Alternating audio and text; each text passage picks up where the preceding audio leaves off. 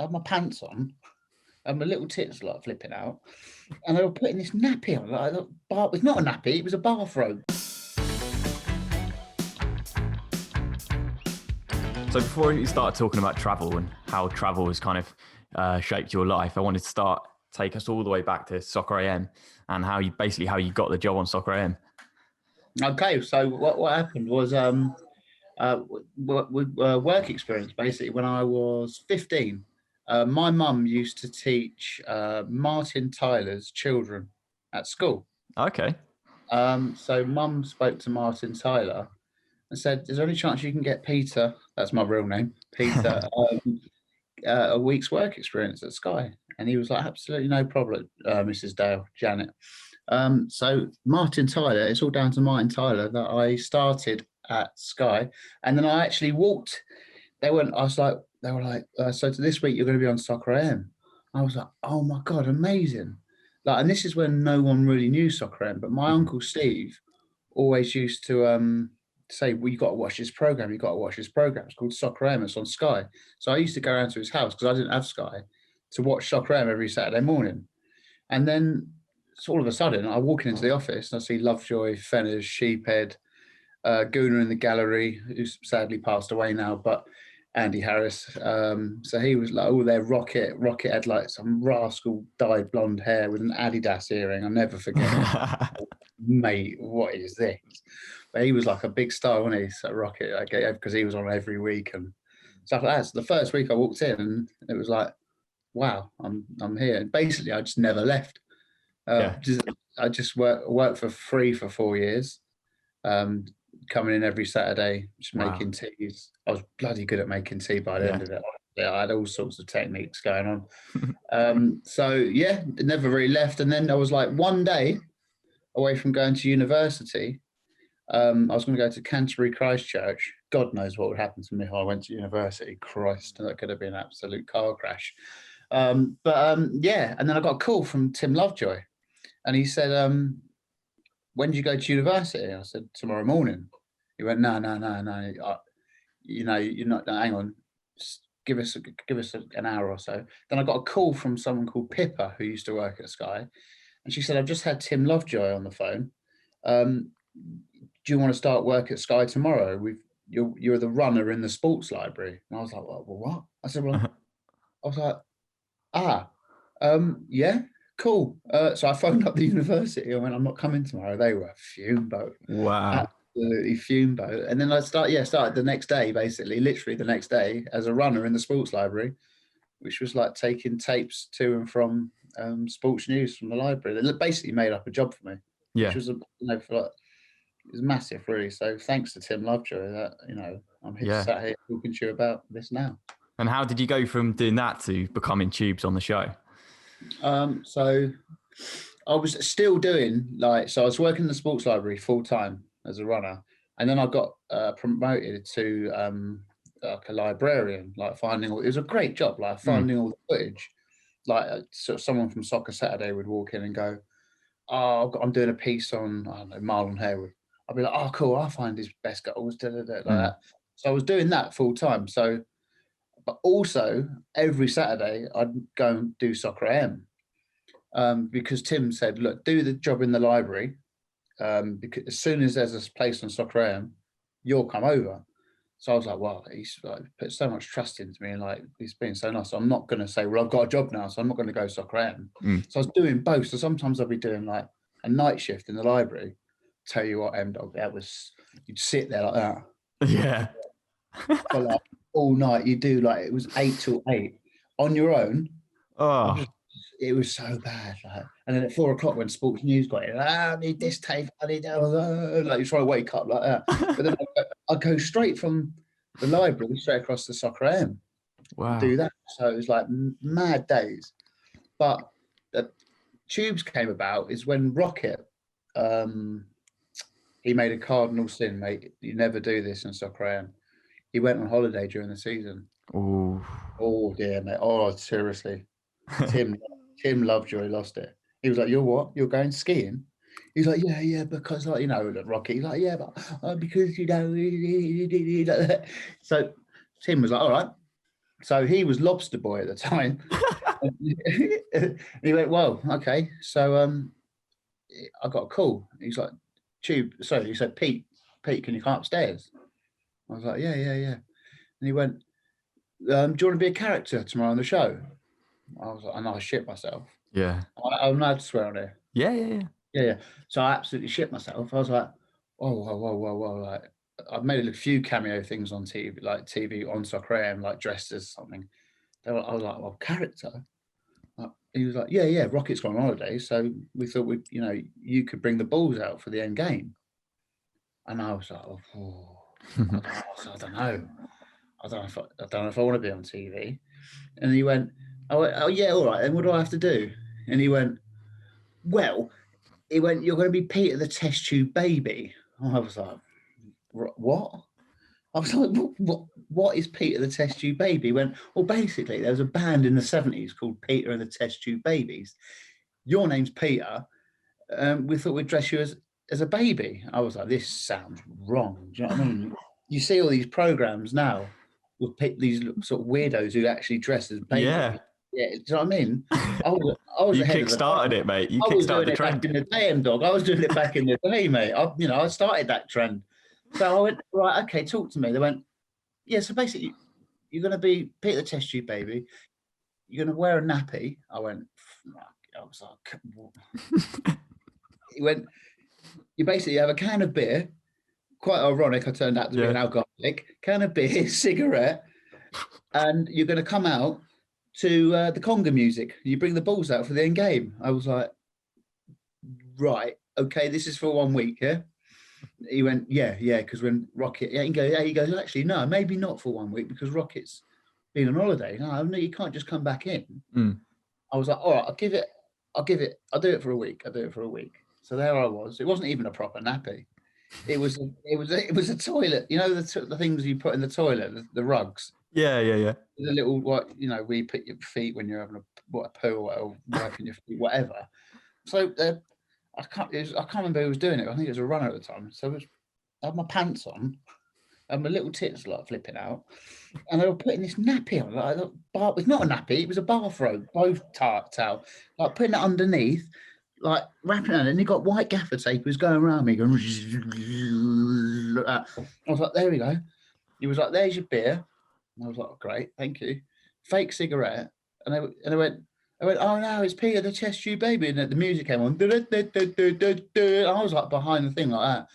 I think Fenners and Sheephead were warming up as with the Russians. They used to have the track. Yeah. Doing all the stretches. They were like, "Come on, go!" And I was like. I just walked out like a big, massive, hairy baby. And everyone was like, this is genius. I'm like, it's not really, is it? It's just a grown man in a bath towel. And they were like, this is brilliant. So anyway, that was Peter the Test Tube Baby. They had a public vote the week after when Rocket got back. Do you want Lobster Boy, or was it Heidi? I can't remember what it was, Lobster Boy or Heidi, or do you want Peter the Test Tube Baby? They've only gone and voted for Peter the Test Tube Baby. Love it. I've done it like every week for like 3 years. Like sometimes in November and December, mate. I was so cold. Yeah. I used to down the beer before I went out. I was like, wait. Basically, I mastered the art of the conga dance in a nappy, so it was good. Yeah. And then after 3 years, Lovejoy went, this is a bit shit now, isn't it? I went, yeah, it is massively shit. I've been dancing around in a nappy. I think I was about 25 at the time. I think. And yeah, it's a bit weird, isn't it? Like more of those programs started coming out as well, like the people babies. He went, all right. So he went, well, I still want you I think you're good on camera. I was like, well, how can you judge from someone coming out doing a conga dance as a nappy? He goes, I want you to be on every week. And I was like, oh, man. I was like, he's going to ask me to talk. And he went, you've got one question and one question only. I went, what? You want me to ask a question? And he was like, yeah, to the guest. You come on and you've got one question and one question only. Oh, mate. He told me that, yeah, at the end of the season. He goes, as of next season, you'll be doing one question. So I had the whole summer Mate, that summer, Just thinking about it. I was shitting myself. I was like, I'm going live on television. I'm going, and he was like, you can do it. I said, well, what sort of question do you want? He was like, you do what you want. He goes, but you've got 3 attempts. So 3 strikes. If it's poor, you're out. So all summer, I'm like, I never thought as a youngster I'd be on TV, let alone dressed in a nappy and doing a conga. But now I've got my own little segment. I've got to go and ask a question. And he went, do what you want. All right. So I remember it like all summer that I was like so nervous. And the first show was with Frank Worthington. Mm. Do you remember? The legend of football. Yeah. And back in the day, he was a bit of a player, but he was a player on and off the pitch. He had a good time off it. So I thought, I'll be a bit clever, try to be a bit funny. I just walked up and I went, wear a shirt and some trousers. I was like, okay. I had like those massive sideburns, like awful barnet, looked like a scarecrow, Wurzel Gummidge. And so I walked up and I've gone, all right, everyone's all right. What's your question, Tubes? I'm like, all right. I'm literally like that. Mm. I went, it's to Frank.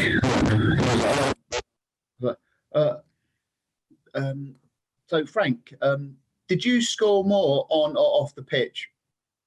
And it just went silent. Tumbleweed, like. Oh. I could see Tim just looking at me. Like he just went. Oh. Frank Worthington went, yeah, probably, yeah, on the pitch. Oh. And I just walked off. And I was like, I went to the back of back behind the studio. I was like, yeah. Got cringing, like, no. I was like, I don't want to do this anymore. I don't want to be on TV. I don't want to be on TV. But stop. So he was like, I'm not going to tell you, you've got 2 more goes. And I was like, all right. So I was like, I've got to do something like different, not just try and be funny because I'm not funny. So I was like, right, okay, I've got it. I said, I've got brought up in like Epsom and like Cobham, which is quite well to do. Do you know what I mean? So I used to go to school, like I used to go to school in Epsom. So there were some like tough kids, like quite, but I've always been brought up pretty well. Like, so I was like, I wouldn't say posh because I'm not posh, but like, Dad did all right in the money market. So we've had quite a nice upbringing. Yeah. But I used to go to school with people like me, but we're like speaking like that. You get me? Yeah. Like, and I was like, hang on, you live down the road in Cobham. This. He was like, oh yeah, that's sick, mate. And I was like, oh, okay. So I thought I'm going to use that from my mate Tarquin, who keeps speaking weird. I'm going to do that, and I'm going to go on and say like, who's your question to? And I'm going to do a little rap or a little silly saying beforehand. I thought this could absolutely die on its arse, but it can't die on its arse any more than it did last week with Frank Worthington, because that was the worst thing that's ever happened on television in the history of television. So I think I can't remember who it was. Actually, I think it was Razor Ruddock and Ricky Hatton on together. Oh, that's a scary one.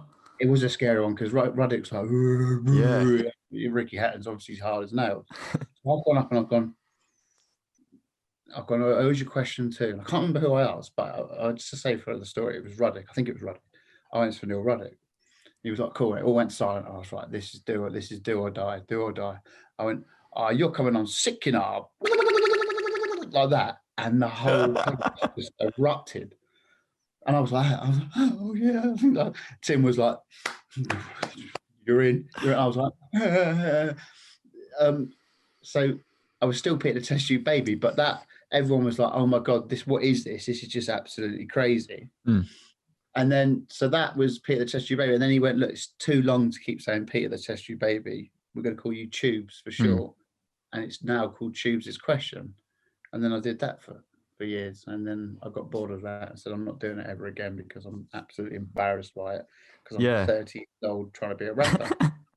And now I just talk rubbish to footballers. Yeah, I was going to say, because it's fair to say you transitioned away from that kind of silly element of the Tubes character and moved on to become one of the best football interviewers in the game.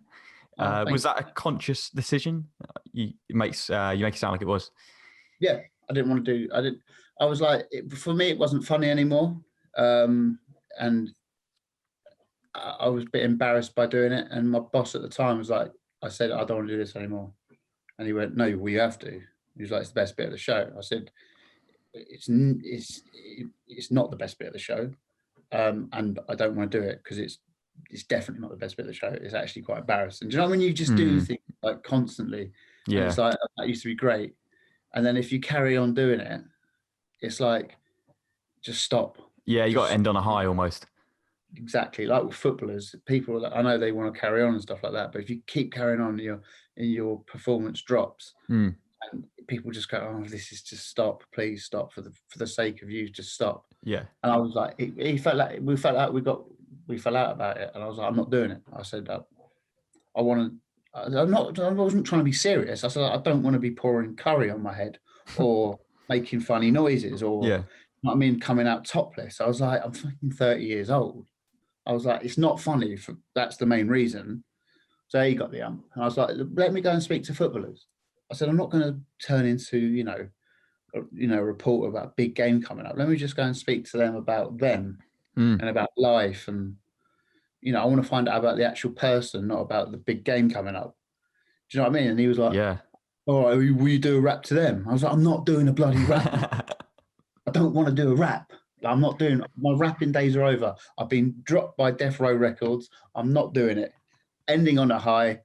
I won all the Mobos. I won all the BAFTAs. I won all those. I'm not rapping. Music's done.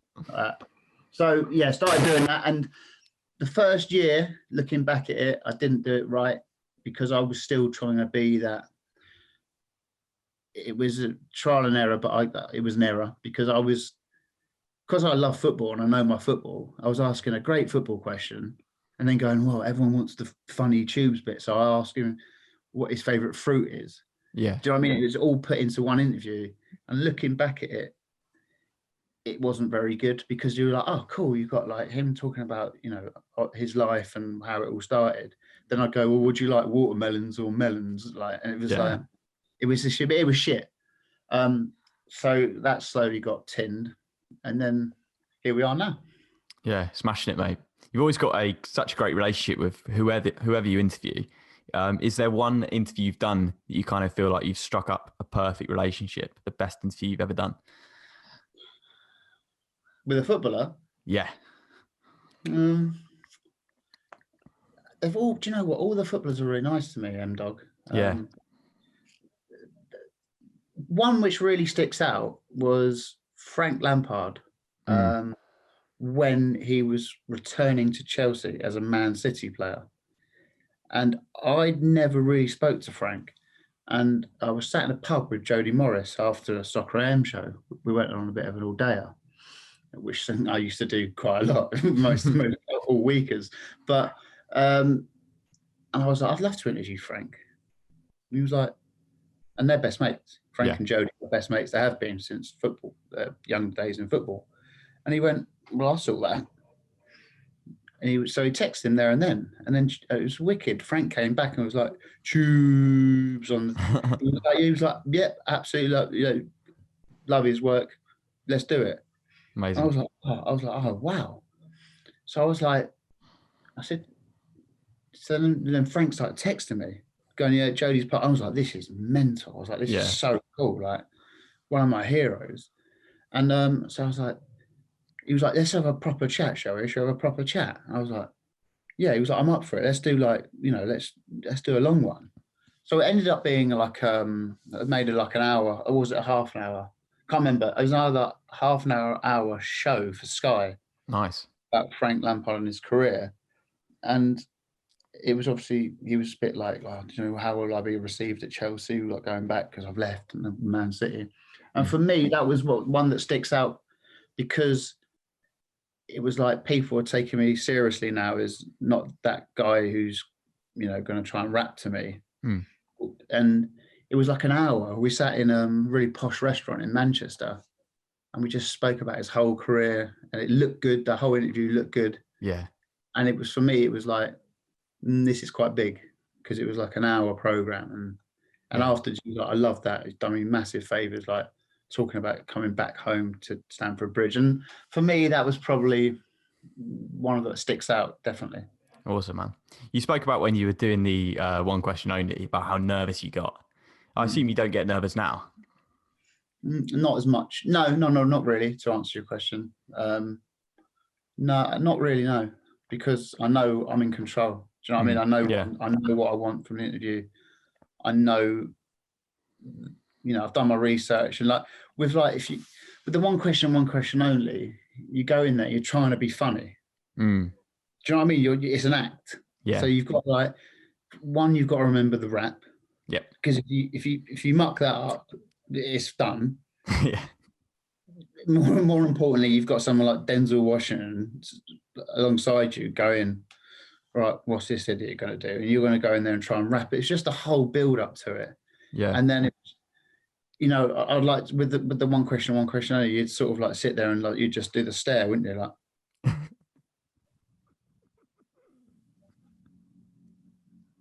Yeah, and at some point it just gets awkward. And see how long it could go on for. And it was just the whole thing. It was like I'm not a rapper. It's just and it was awkward. Especially sometimes with females, Jessica Alba for once. I just stared for ages, going. I don't know how you did that. I know it, and I don't know how I did it. And she was like, "What the fuck is this, man?" And I'm like, "What? It's just supposed to be a bit of fun." And then the people are like, "What are you doing? Why are you staring at?" I'm like, "Well, I don't know. It's just a laugh, isn't it? What are you weird?" I'm like, "I don't know." But now it's just having a chat, like I'm having a chat to you. Yeah. It's no, I don't get nervous anymore. No, not really. But there's always that, you want to perform and you want to get the best stuff. I do sometimes leave an interview, I'm not nervous or anything I haven't got enough there. I wanted something. I'm always pushing to get something that no one's had before, which is quite a lot of pressure on yourself. But that's why you're one of the best in the business, mate. You're a perfectionist, always striving for the absolute best. Well, I like different stuff. I like to learn stuff about the actual person. So I wouldn't say I'm one of the best, but I do things differently, I'd say.